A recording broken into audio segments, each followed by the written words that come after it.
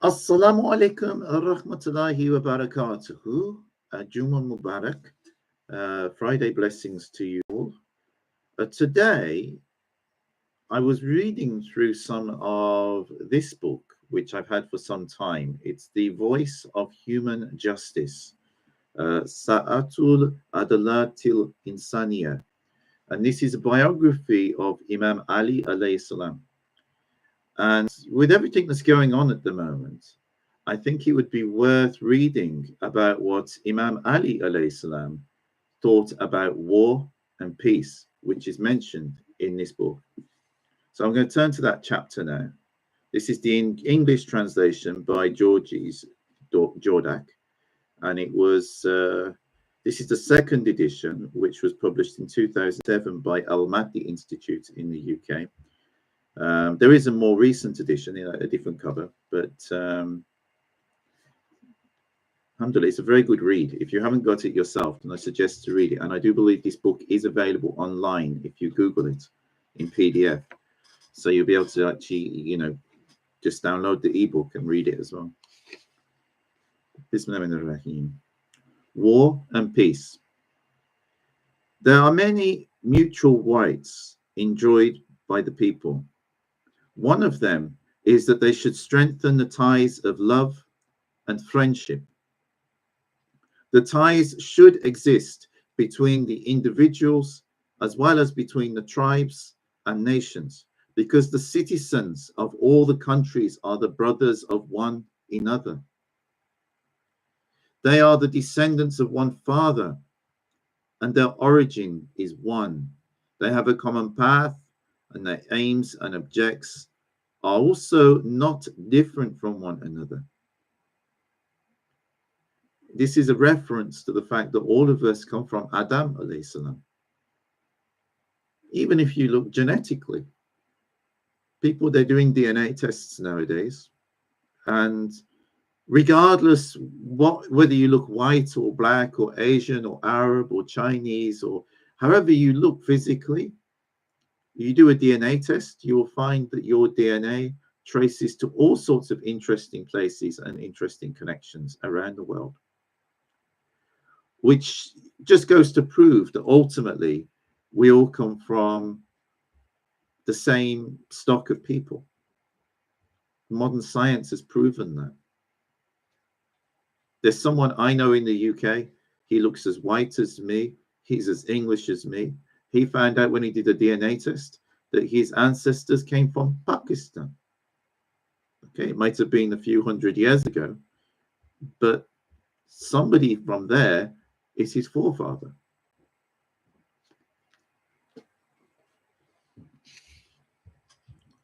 So the thing is, we have this in scripture. We also have, it is also supported by science, that we're all human beings, and they actually have traced all human beings back to a biological Eve, mitochondrial Eve. And all of us, all of our mitochondria in our cells, they come from that original mother. So science has proven that principle, even if the timeline is a bit different from, the biological one. So as Imam Ali was saying, that freedom and affluence, prescribed laws and new efforts are all meant for mankind.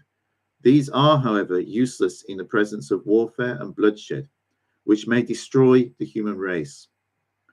All these things are for man, i.e. humans. What is the use of all these amenities and comforts when human life is not safe? Every statement which invites people to serve human beings but does not invite them to peace is false and detestable. All ideals regarding man and his life are useless unless they promote human brotherhood. How ridiculous these words, acts, and ideals appear when the canals are converted into streams of blood. The gardens are destroyed and the palaces fall into ruins. How hopeless these words, acts, and ideals seem to be when a man is hurled into the mouth of war, and the beauty of his life, his hopes and desires, in his very being, are reduced to nothing. War is the cause of death and destruction, whereas peace is the only means of escaping destruction. This is the object which leads to many other aims and objects. It is only during the time of peace that human beings can utilize all their talents and achieve their common desires by joint efforts. The principles and methods of Ali alayhi salam apply to all fields in the same manner in which the branches which shoot from a common root spread on all sides. He had realized that peace is a high wall surrounding man and his life, which protects both of them from every calamity. Addressing the people, he says, God has not created you in vain. Our lives have meaning. As regards Ali's view regarding the purpose for which God has created man, he said, God has created you respectable on his earth and safe among his creation. His bounties have spread the wings of their kindnesses on your heads and made the streams of comforts flow for your sake. According to Ali, love and friendship is the greatest blessing for mankind. He says, Almighty God has strengthened the tie of love between human beings. It is the love under whose shadow the people walk about and in whose lap they seek refuge. This love is an invaluable blessing because it is dearer than whatever price is fixed for it, and it is greater than every great thing. Bismillah.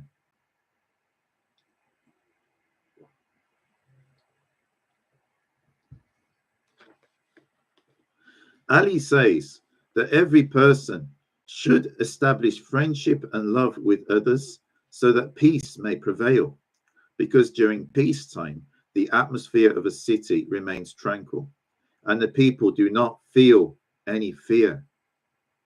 One should avoid warfare because war is oppression and it is highly indecent and improper to oppress God's creatures. Whether the result of war is the victory or the retreat, it is harmful in both cases. War is ruination and destruction for the victor as well as for the vanquished. You think about this. How many lives are extinguished on the path to victory? The Allies during World War II were fighting against the Nazis. The Nazis were gassing millions of people, a lot of them Jews, also Romani, also Freemasons, communists, anybody who the Nazis disagreed with. They were gassing millions of people. In addition to the war on the battlefield, where people were being bombed, cities were being bombed. The Second World War was the first war in which there was large-scale bombing of cities, civilian populations, like tragically what is now happening in Gaza. But this happened to lots of European cities and other cities around the world during the Second World War. The Allies prevailed, but at what cost? This is what Imam Ali is highlighting, is that war is always a terrible thing. Sometimes we have to go to war. But even if we go to war, it is still a terrible thing. It's never something we should be celebrating and glorying. Because war is oppression. war is ruination and destruction.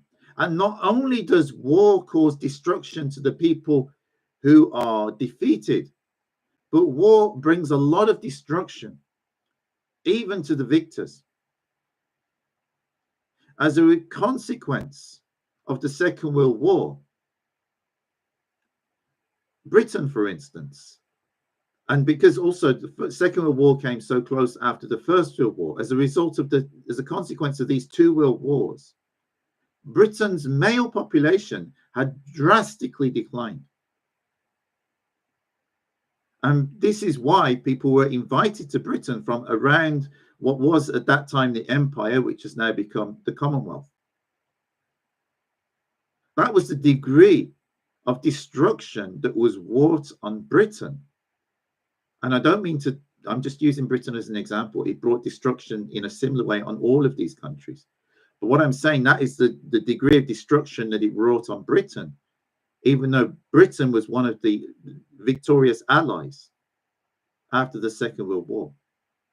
And not only a cost in lives, but also a huge debt that Britain only paid off, I think about a decade ago.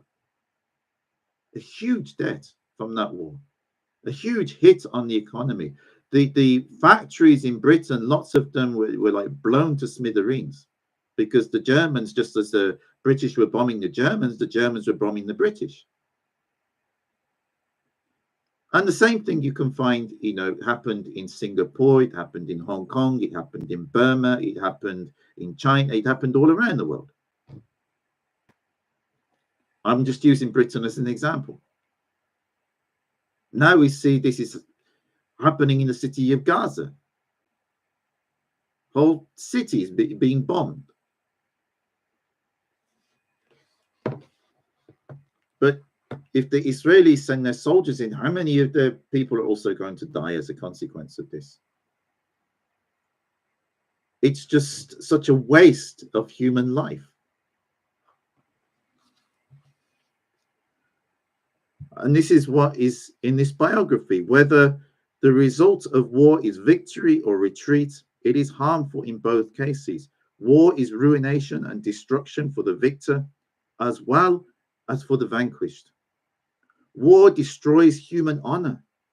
The victor is considered to be an opponent of intellect and conscience, an enemy of love, who treats human life to be valueless.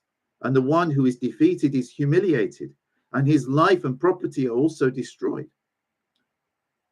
Ali alayhi salam says, one who gains victory by evil means is in fact defeated. Nothing is worse than fighting and bloodshed. Ali alayhi salam has considered looting and plundering, which were the preliminaries of war between the tribes during the age of ignorance, to be one of the most horrible acts. According to Ali, looting and plundering, idol worshipping, and burying girls alive were sins of the same kind, and their origin is also one and the same. That origin is that man is not aware of his own value, nor that of life, and there can be no greater ignorance than this. He says they had reached the abyss of ignorance. They buried their girls alive, worshipped the idols, and robbed and plundered one another. Ali detested fighting so much that he forbade it even during the most difficult circumstances and did not permit that one should challenge another to combat. He says, never challenge another person to combat. When we study the life and conduct of Ali alayhi salam, it becomes abundantly clear that he condemned many characteristics of the people and considered many things in this world to be abominable. As regards the characteristics of the people, he first of all condemned the inclination towards mischief and bloodshed. As regards the abominable things, there was nothing more hateful in his eyes than warfare. This sentence of his deserves to be kept in the mind. The world is the abode of war, plundering, and bloodshed. Fighting is as much injurious for truth as it is the source of refuge for falsehood. And we see this at the moment. You see the lies which are coming out of this conflict in Gaza and in Israel at the moment. And there's lies all around. It's very hard to get to the truth. It is by means of truth that man is exalted, the society is strengthened, and the world becomes more prosperous. Falsehood is the collection of humiliation and disgrace. It is therefore evident that there can be nothing worse than war. It is the cradle of all absurdities, because doubt prevails, war and falsehood flourishes. And the voice of truth is subdued, whereas peace is truth itself, and whoever violates truth goes astray. This was the basis of the view and belief held by Ali about war. And this is also not surprising, because this belief was compatible with his idea of freedom and the reliance which he had on the common man and the respect which he had for life as well as for those who were alive. It was for this reason that at times, in order to put an end to trouble and to invite his friends to peace, he said, "For your enemies, this loss is sufficient, that they have gone astray." Imam Ali alayhi salam used to ask a sinner and a transgressor to express regret for his lapse, so that fighting might not take place. As regards to oppressed persons, he used to ask him to accept the apology of the transgressor, however big his offense might be. He says, accept the apology of a person who apologizes to you. He also says, fight against your worldly desires by means of reason. If you do so, people will continue to love you. He therefore considered it the best quality for his followers that they should desire peace, hate war, and seek safety for themselves as well as for others. As to what qualities his followers should possess, he says, when my followers are angry, they do not commit injustice. They are a blessing for their neighbors and a source of security for their companions. However, hatred for war and unusual inclination towards peace did not mean that Ali alayhi salam should have surrendered before his opponent. Hatred for war and inclination towards peace does not mean that one should shirk one's responsibilities and leave mischief mongers free to do what they like, because war is not a detestable thing in itself, but it becomes bad on account of the horrors and destruction which it entails. And peace is not a good thing in itself, but becomes good because it provides security to the people, provides chances for improving the society, and opens the path of life before those who are living. In short, whether it be war or peace, neither of them is intrinsically good or bad. Their goodness or badness is determined with reference to other people. If war or peace had any intrinsic value, the revolutionary efforts made by the oppressed peoples of the world against the oppressive kings and rulers and colonialists would have been evil and sin. Obedience to those tyrants would have been a blessing, but in fact it is not so. The real thing which counts is the welfare of the masses. If they are living in comfort and their property and honor are safe, peace is better for them. In case, however, they are leading a miserable life and their rights are being violated, war is a blessing for them until an atmosphere of real peace is created, a peace which is based on human values and is free from humiliation and helplessness and subservience to tyranny and injustice. This was what Ali had in view. What he disliked was the war of Abu Lahab and Abu Sufyan, against Muhammad sallallahu alaihi wasallam, and not the war of Muhammad sallallahu alaihi wasallam against Abu Lahab and Abu Sufyan. He disliked the war which was fought by the tyrants against the righteous, and not the war which was fought by the pious and godly persons against the tyrants and the hypocrites. Ali wished the people not to become Genghis Khan or Hitler or Mussolini, but he also did not like them to become like those who were enslaved by Genghis Khan, Hitler, or Mussolini. There is nothing wrong with a war which is fought to get back the right of an oppressed person from the oppressor, or to protect the honor of the people. In fact, it is a social need and something which humanity demands. The condition precedent to such a war is that before it is resorted to, all necessary efforts for peace and reconciliation should be made. So that means that that's been exhausted. And if there is an option on the table, which with a certain situation at the moment, there actually is an option on the table, and that wasn't pursued. That was sabotaged.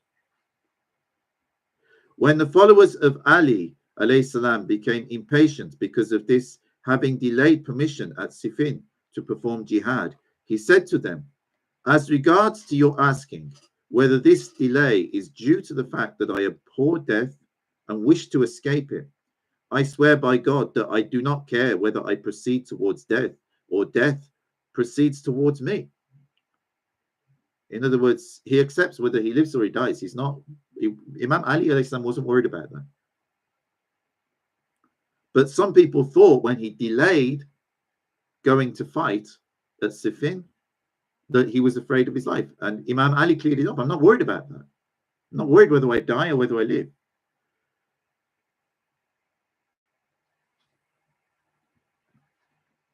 He said, I swear by God that I have not delayed the battle even for a day, except with the idea that some persons from amongst them may possibly come and meet me and be guided through me, and may also see my light with their dazzled eyes. I like this more than to kill them while they are in a state of ignorance, although they themselves will in any case be responsible for their sins. You see the wisdom of Imam Ali here. He was giving every option for a peaceful solution, for his enemy to become enlightened and arrive at a better position, rather than having to kill them. He actually did not hate the people he was fighting. This is a really, really important point, especially with how some people talk about things today. People hate so easily.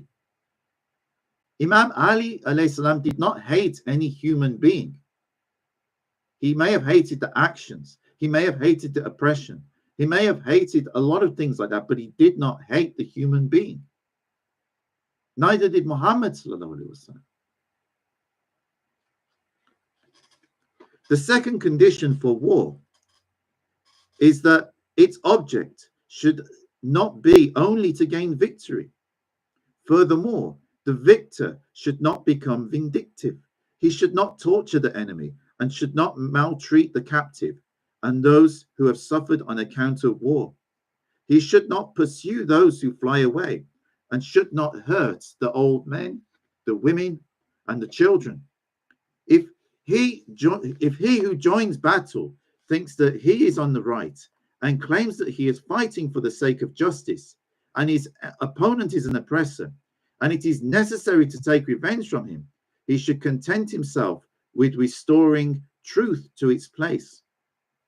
If this object is achieved after a brief fighting, he should withhold his hand from continued warfare. In all the battles fought by Ali alayhi salam, the basic principle followed by him was that bloodshed should not be resorted to unless it was absolutely necessary. And there was no alternative other than warfare. He always endeavored to advise the enemy and make him submit to reason.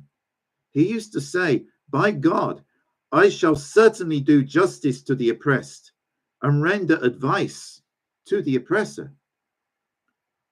When advice and efforts for peace and reconciliation failed, he resorted to threats, because his real object was that, if possible, not even one drop of blood should be shed. So first, advice and efforts for peace and reconciliation. And then, before he actually resorted to war, Imam Ali alayhi salam used threats. He did not really want people to be killed. I mean, he knows, as I'm sure we all understand here, that if you have killed someone, that person is never getting up again in this life. That person is dead. Yes, there's an afterlife and everybody will be reckoned for whatever they have done.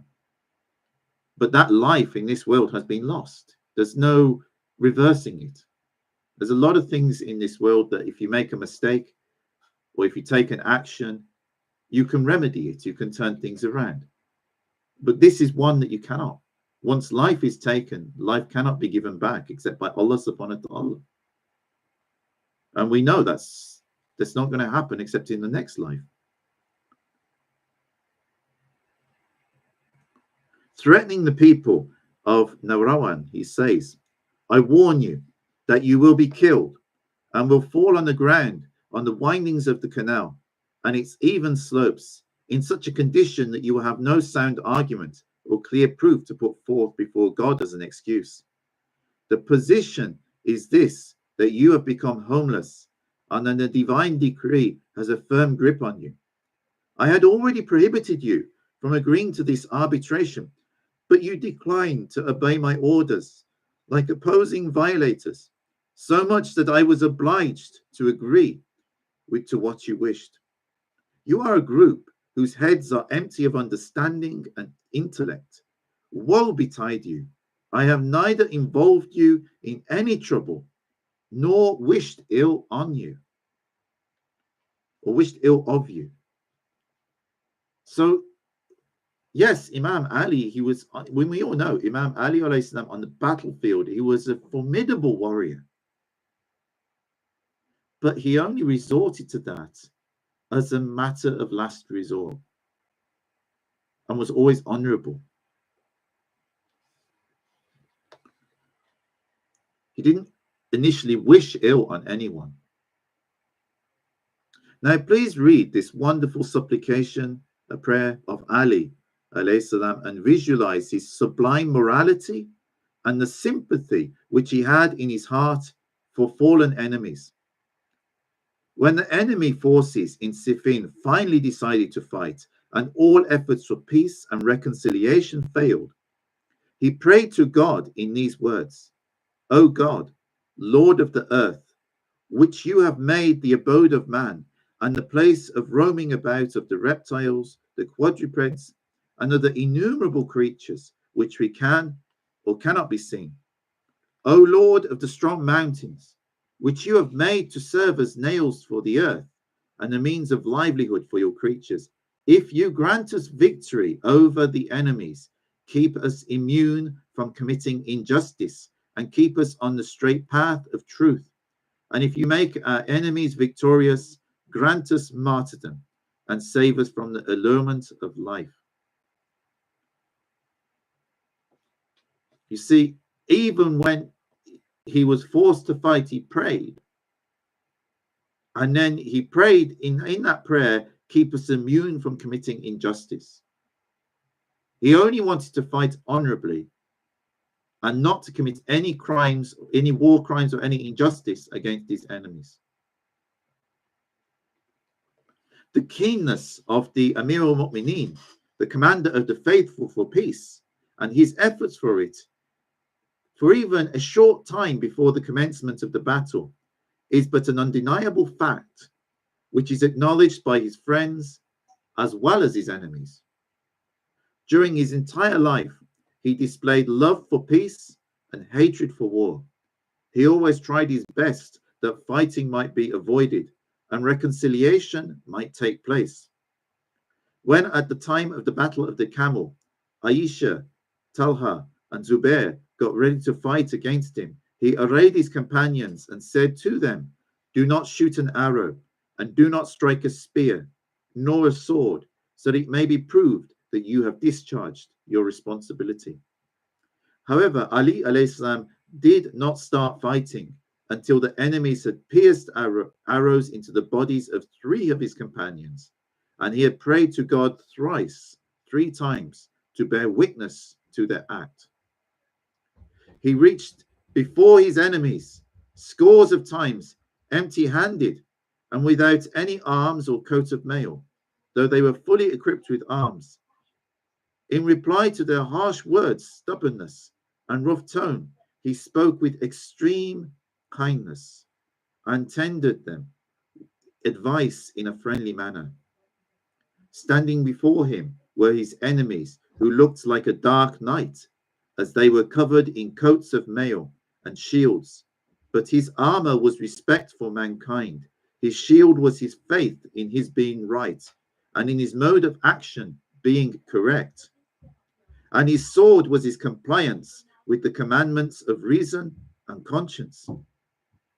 In fact, his kindness to the weak, his support for truth, and his peaceableness were as good as thousands of shields for him. It was he who said, "If you feel secure from vexation by someone, try to make him your brother." Imam Ali alayhi salam was one who disliked enmity and grudge, because these 2 things give birth to discord and destroy individual morals and national attributes. He said, "Refrain from enmity and dispute, because these 2 things make the heart sick and discord is generated from them." So, don't go out hating and, inciting hate and holding grudges, because it just leads to a path of destruction. Many times he reached before his enemies empty-handed and without any coat of mail or a shield. He did this to make them realize that he hated warfare and was keen to solve problems in a friendly and brotherly manner. He said, "Do good to your enemy, and because this victory is more agreeable and sweet."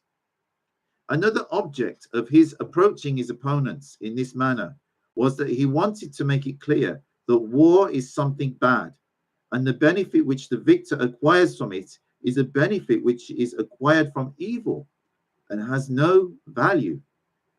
He says, "The goodness of goodness which is acquired through evil is futile, and the affluence which is the result of indignance and adversity has no value."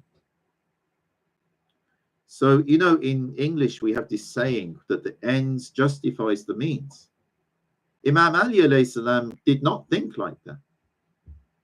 That yes, you're striving for a noble end. You're striving to establish justice and peace, or you should be. But he's saying that if you don't go about that in the right way, and you commit loads of evil in the process, then the end is evil as well. Even if you think it's a good thing, that the ends do not justify the means. Ali alayhi salam eliminated this evil warfare by all possible means and tried to improve the conditions of the people without bloodshed and strife. So much so that when the enemies were bent upon waging war and had no aim other than shedding his blood, as well as his righteous companions, he advised them and endeavored his best to obviate fighting. And when these efforts failed and no alternative was left except to join battle, he did not initiate fighting. He did not start it. Fighting was started by the enemies, and he only replied to their attacks. And when he took the sword in his hand, he stepped forward, and now he was Ali, son of Abu Talib.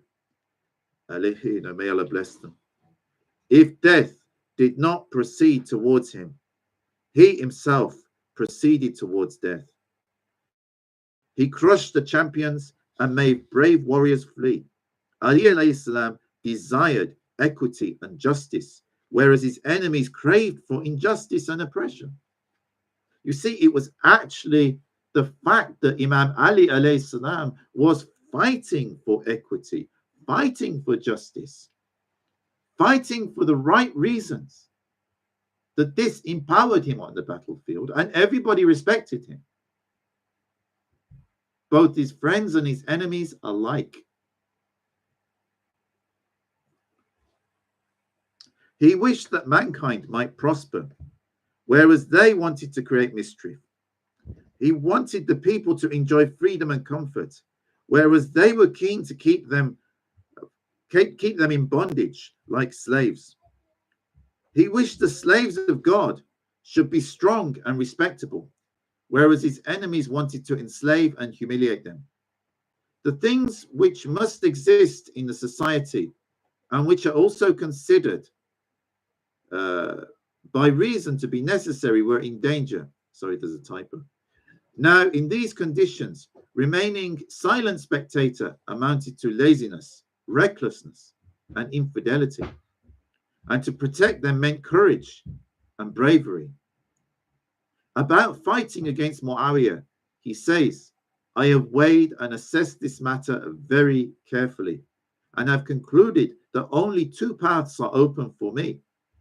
Either I should wage war against Muawiyah, or I become an apostate. Just see how he has drawn a picture of the battle of the camel in a concise and precise manner, and he has also explained his own position. Talha and Zubair were the first to take the oath of allegiance to me. Later they broke the oath without just cause and took the mother of the faithful, Aisha, to Basra. I was also obliged to take the Muhajirs and the Ansar with me and pursue them. I tried my best they might take once again the oath, which they had broken, but they declined to do so. I counseled them much and treated them well.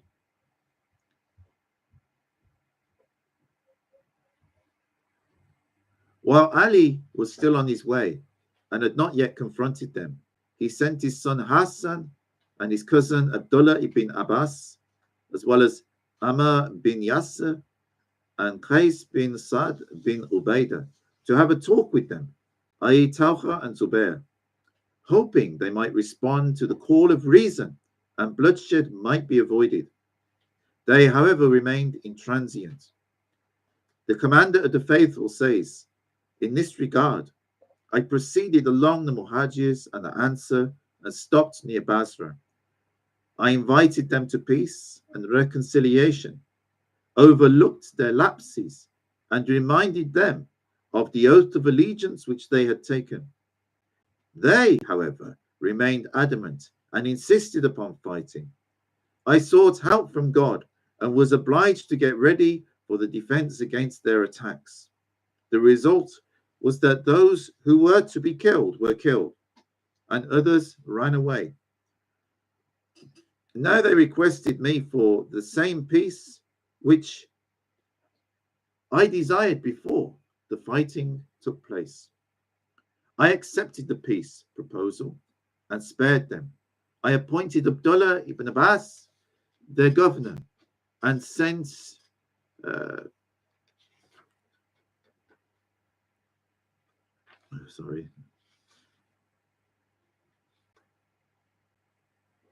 there's a typo.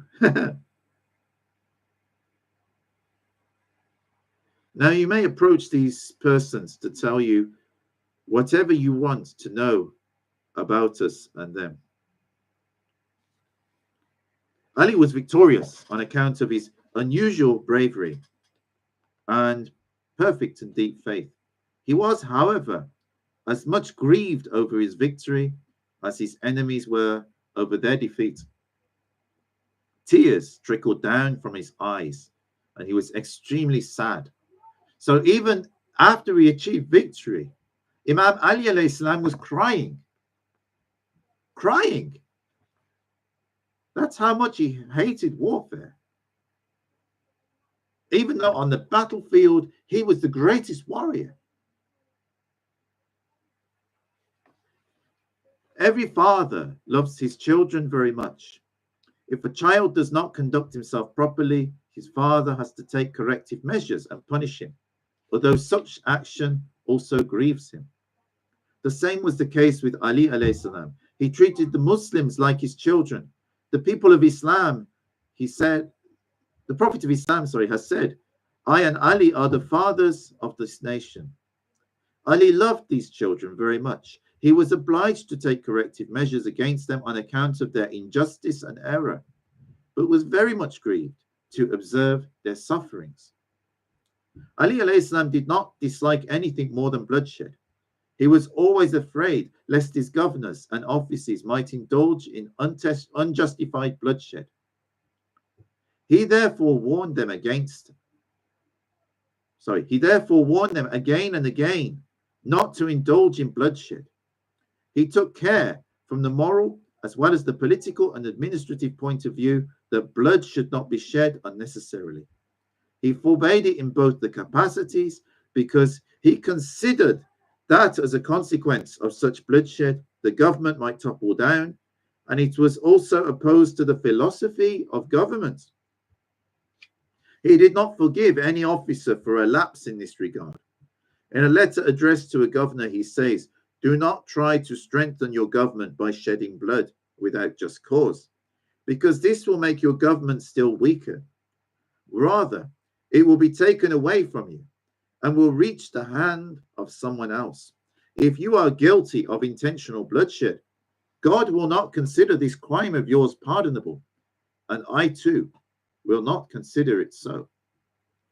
Has there been any other ruler in the world who may have issued emphatic instructions to his governors to appoint as military commander a person who is meek and forbearing, hates bloodshed and murder, can settle matters by mutual discussions, is not guilty of unjustified bloodshed, is kind and magnanimous, is not harsh in getting work done by others, and is not accustomed to severity and violence?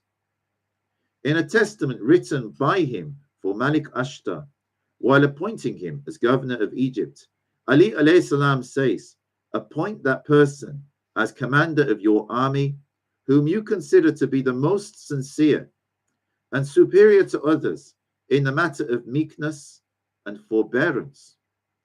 He should not be short-tempered and should accept an excuse. He should be kind to the weak and hard upon the powerful. He should not become hot-tempered due to cruelty and should not become helpless due to weakness.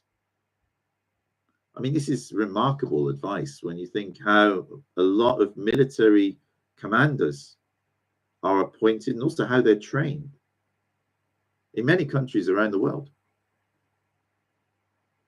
But this was the advice of Imam Ali alayhi salam. Thus, it is evident that Ali alayhi salam was a peace-loving person. He always recommended peace. He extremely hated war and always prohibited it. He never stepped towards war unless war itself stepped towards him. And even if it stepped towards him, it was when he had exhausted all efforts to stop it by means of friendship, love, goodness, and kindness. If he was compelled to fight, he tried that the least number of persons should be killed. And when he secured victory over his enemy, he forgave them. He was equally grieved in the event of victory and defeat. Whenever his enemy requested for peace, he acceded to this request cheerfully and wholeheartedly. He used to say, during peacetime, the soldiers are in comfort, the worries of the people are lesser, and an atmosphere of security prevails in the cities. He sent many orders to the governors and the officers in which he emphatically recommended them inter alia that they should follow his example and should not draw their swords on account of ordinary matters, as was done by the people during the age of ignorance. Imam Ali says, do not put your hands and swords in motion like the tongues on account of trivial matters. Do not punish anyone merely on account of suspicion. I shall not fight anyone until I invite him to peace and so discharge my responsibility in this behalf. If he repents, I shall accept his repentance. But if he declines to do so and is bent upon fighting, I shall seek help from God and shall fight against him. We shall mention in detail later how Ali behaved with his cruel enemies. It is the duty of every person to abide by the promises made by him. By this means, peace is maintained between the individuals and in the society, and the chances of warfare are eliminated. A covenant should be honored whether it is concluded between the followers of the same religion or of different religions, between persons belonging to the same race or to different races, and between friends or enemies. This was the principle that was followed constantly by Ali, alayhi salam. As stated above, in the fulfillment of promises as a means of peace, and peace ensures the maintenance of an atmosphere of security and prosperity, and is a great service to the nation. It is so because covenants and laws are the means of national unity and solidarity. Fulfillment of promises is a quality of magnanimous persons and a means of the peace of mind and achievement of high morals for which the commander of the faithful endeavored throughout his life.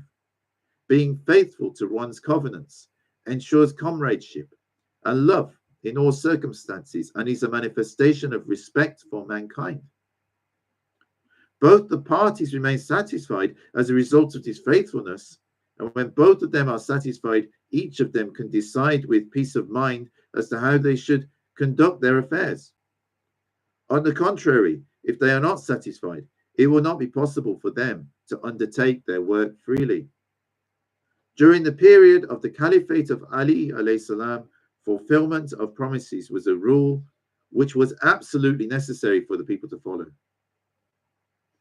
And that's another thing. There has been a lot of breaking of promises in recent conflicts, hasn't there?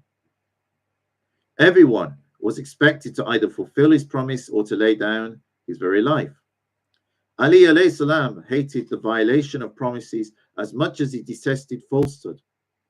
In one of his sermons, he says, fulfillment of promise and truth have always gone hand in hand.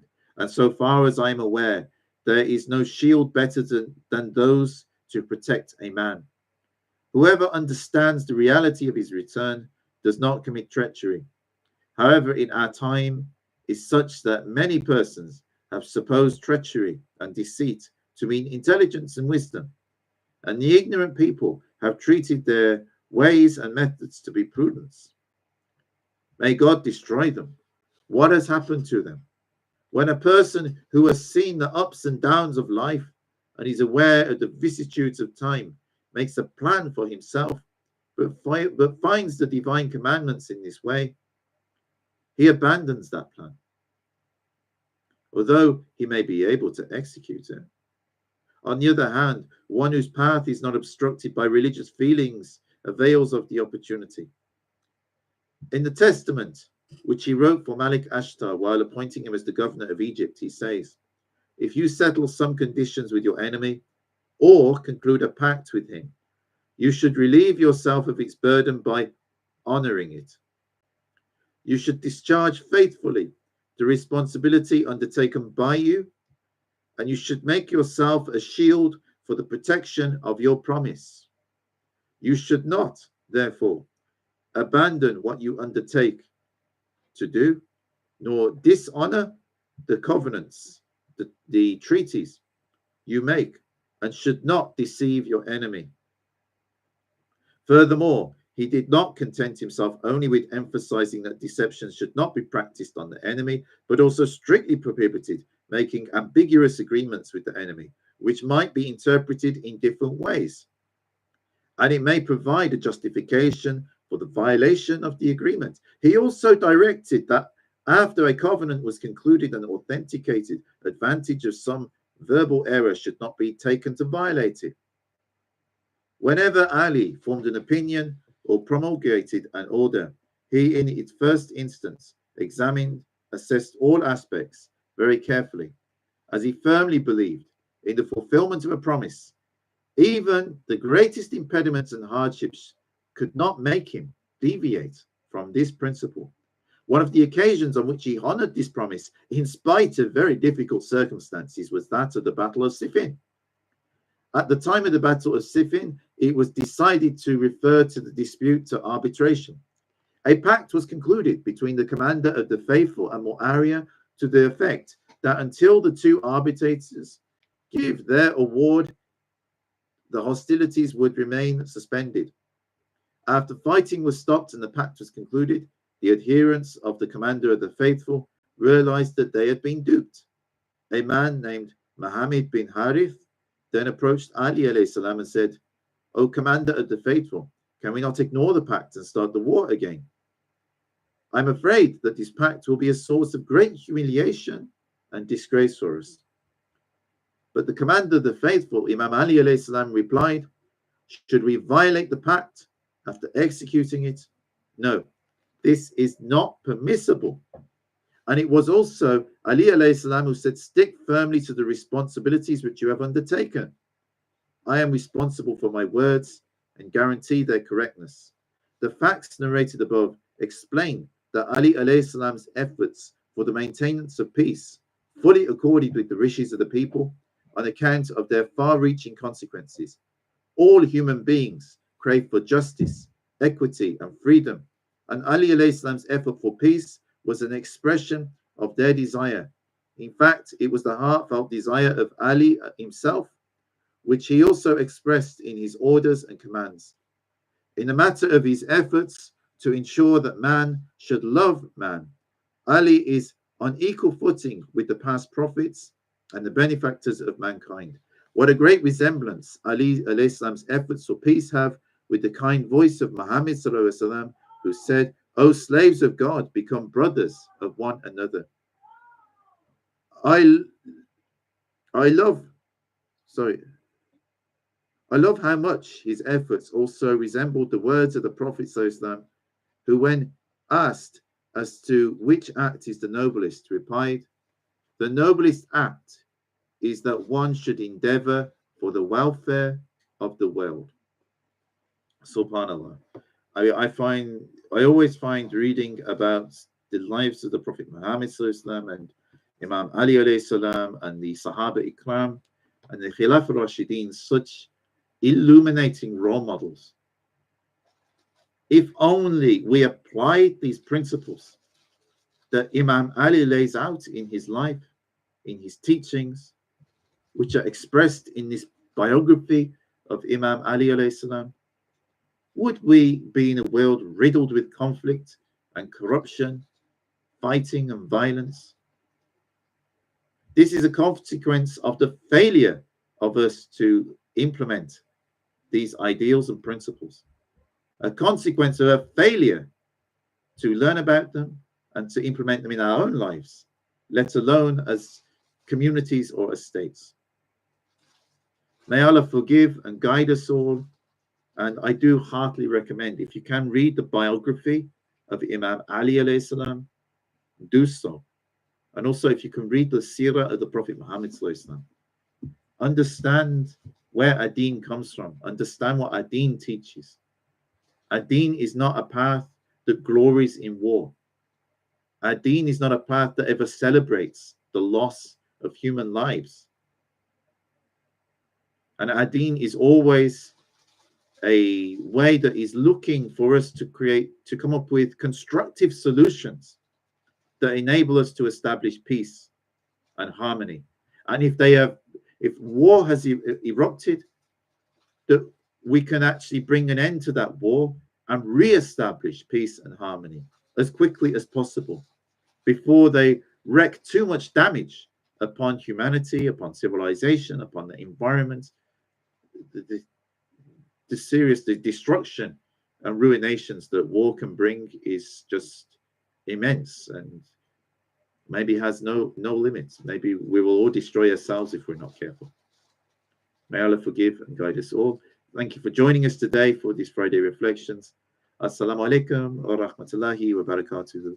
May the peace and blessings of God be with you all.